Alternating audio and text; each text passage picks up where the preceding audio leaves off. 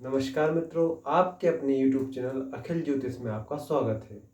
मैं आपका ज्योतिष मित्र अखिलेश पाठक। दोस्तों, आज हम सरकारी नौकरी के एक प्रसिद्ध और एक प्रमुख राजयोग के बारे में चर्चा करेंगे, जिसे केंद्र त्रिकोण राजयोग कहा जाता है। साथ ही साथ में हम प्राइवेट नौकरी के योगों के बारे में भी चर्चा करें। चलिए हम देखते हैं कुंडली में इन योगों के बारे में।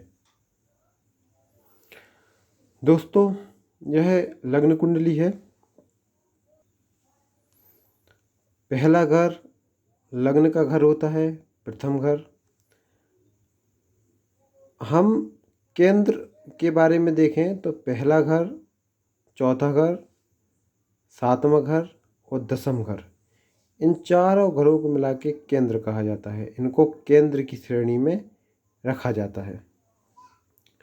इसी के साथ पांचवा और नवम भाव, ये दोनों त्रिकोण में आते हैं। तो आज हम केंद्र त्रिकोण सरकारी के योग के बारे में चर्चा करेंगे कि सरकारी नौकरी में यह कैसे लाभकारी होते हैं। दोस्तों, यहाँ आपकी कुंडली में अंक लिखे होंगे, सभी कुंडली में लिखे होते हैं और इन अंकों पर ग्रह बैठे रहते हैं। तो हम पहले देखें, जैसे कि केंद्र में यहाँ 1 लिखा हो और ये 2 अंक है यहाँ पे, यहाँ 3 है, 4 है, 5, 6, 7, 8, 9, 10, 11, 12। यहाँ अलग अलग अंक भी लिखे हो सकते हैं। जरूरी नहीं कि ऐसे ही क्रम से अंक जमे हों आपकी भी लग्न पत्र में। तो दोस्तों, जैसे कि यहाँ लग्न 1 लिखा है, यहाँ 10 लिखा है, यहाँ 9 लिखा है, यहाँ 7 लिखा है, अलग अलग अंक लिखे हैं। तो हम देखते हैं कि केंद्र में किसी भी खंड में, केंद्र की 4 खंड हैं, उसके राशि का स्वामी और त्रिकोण की राशि का स्वामी यदि केंद्र में बैठा है तो यह सरकारी नौकरी के प्रमुख योग है। एक सरकारी नौकरी का एक प्रबल योग बनाता है। जैसे कि हम समझते हैं, जैसे मान लो कि यहाँ 10 का अंक लिखा है, तो 10 के अंक को आप पहले यहाँ लिख लें। यहाँ त्रिकोण में कितना लिखा है? 9 का अंक, 9 को आप यहाँ लिख लें। 10 अंक के स्वामी होता है कौन? शनि। और 9 अंक के स्वामी होता है गुरु। तो 9 का और 10 का स्वामी जो है, केंद्र और त्रिकोण का स्वामी है जो शनि और गुरु, यदि केंद्र में कहीं बैठे हों, यहाँ शनि गुरु बैठा हो, शनि गुरु यहाँ बैठा हो, यहाँ बैठा हो, यहाँ बैठा हो, तो प्रबल सरकारी राजयोग बनता है, सरकारी नौकरी के योग बन जाते हैं। यह आपको 95% आपको रिजल्ट दे देता है, मतलब आपकी नौकरी मिल जाती है। यही यदि ऐसे ही, जैसे मान लो यही त्रिकोण में बैठा होता, यहाँ पे बैठा होता या यहाँ पे बैठा होता, तो आपको भी केंद्र के समान ही फल मिलता। मान लीजिए यहाँ देख लें हम, 4 अंक है, यहाँ 5 अंक है, यहाँ लिख लो 4, यहाँ लिख लो 5। केंद्र में 4 लिखा है, यहाँ 5 लिखा है।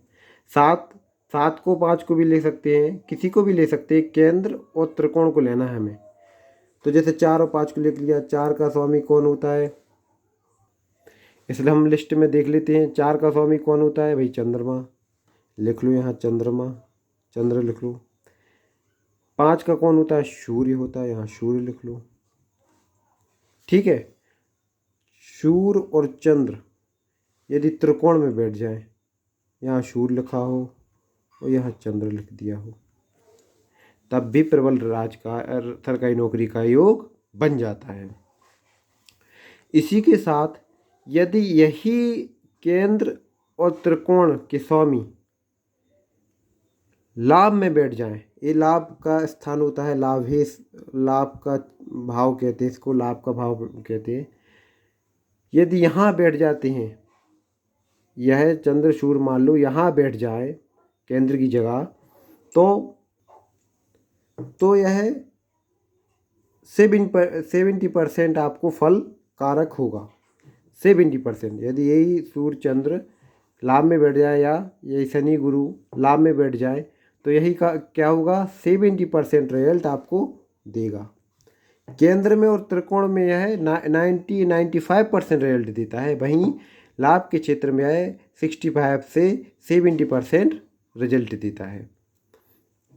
इसी के साथ यदि यही केंद्र त्रिकोण स्वामी जो हैं, यही ये दो ग्रह हैं, वो केंद्र त्रिकोण और लाभ को छोड़कर कहीं अन्य स्थानों पे बैठ जाएं, मान लो छठे आठे बैठ जाए या 12 में बैठ जाए, इन 3 स्थानों पे यदि बैठ जाए, षष्टम अष्टम और 12 में, तो 40% रिजल्ट देते हैं और अन्य स्थानों में 50% के लगभग रिजल्ट देते हैं। इन जैसे द्वितीया है, तृतीया है, जो बच्चे हैं उन पे बैठ जाए तो 50% रिजल्ट देते हैं। यह योग प्राइवेट जॉब के लिए कैसा, यदि यह कारक केंद्र और त्रिकोण को छोड़ दें और इस सिस्टम अष्टम 12 में या अन्य स्थानों पर बैठे तो वो प्राइवेट सेक्टर की तरफ जा सकता है। वो व्यक्ति, उसको प्राइवेट में जॉब लगेगी या मिल जाएगी।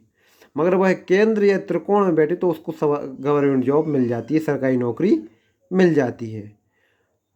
तो आज हमने इन योगों के बारे में चर्चा की, केंद्र त्रिकोण राजयोग के बारे में हमने आज चर्चा की और आज हमने जाना केंद्र त्रिकोण राजयोग के बारे में, कैसे सरकारी जॉब के लिए है लाभकारी होता है, यही प्राइवेट जॉब के लिए भी कैसे लाभकारी होता है। आपको कोई भी प्रश्न पूछना हो तो आप अपनी जन्म तारीख, जन्म समय और आपका जो जन्म स्थान है वो आप कमेंट बॉक्स में लिख दिया करें और अपना प्रश्न पूछ लिया करें। आपको कुछ समय बाद, क्योंकि कमेंट ज़्यादा होते हैं तो तुरंत नहीं मिल पाता टाइम, जैसे ही हमें समय मिलता है आपको उत्तर ज़रूर दिया जाएगा, इससे आप निश्चिंत रहें। आज का वीडियो आपको अच्छा लगा हो, लाइक करें, शेयर करें, सब्सक्राइब करें। आप पर भगवान शिव कृपा बनाए रखें। धन्यवाद।